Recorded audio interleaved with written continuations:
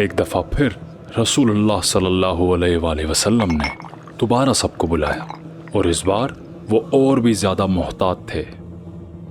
وہ محفل میں کھڑے ہوئے اور کہا، الحمدللہ، میں اللہ کا کلام پڑھتا ہوں۔ اے بنو ہاشم کے لوگوں، میں تمہارے پاس دنیا اور آخرت کی بھلائی لے کر آیا ہوں۔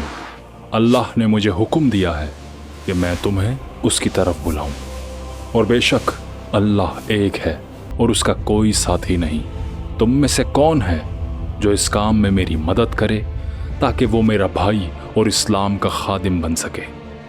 سب لوگ خاموش رہے، صرف ایک جوان اٹھے، حضرت علی ابن ابی طالب رضی اللہ عنہ۔ میں آپ کا مددگار بنوں گا۔ لوگ مسکرا دیے اور مذاق اڑایا۔ نبی صلی اللہ علیہ وآلہ وسلم نے دوبارہ سب سے پوچھا۔ وہ لوگ ایک دوسرے کی طرف دیکھتے اور خاموش رہتے۔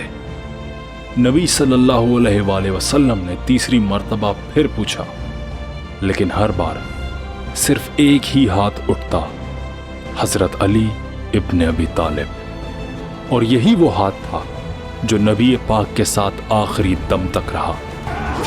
ہر میدان میں، ہر مشکل حالات میں وہ حضرت علی رضی اللہ عنہ ہی تھے جو سب سے آگے رہتے۔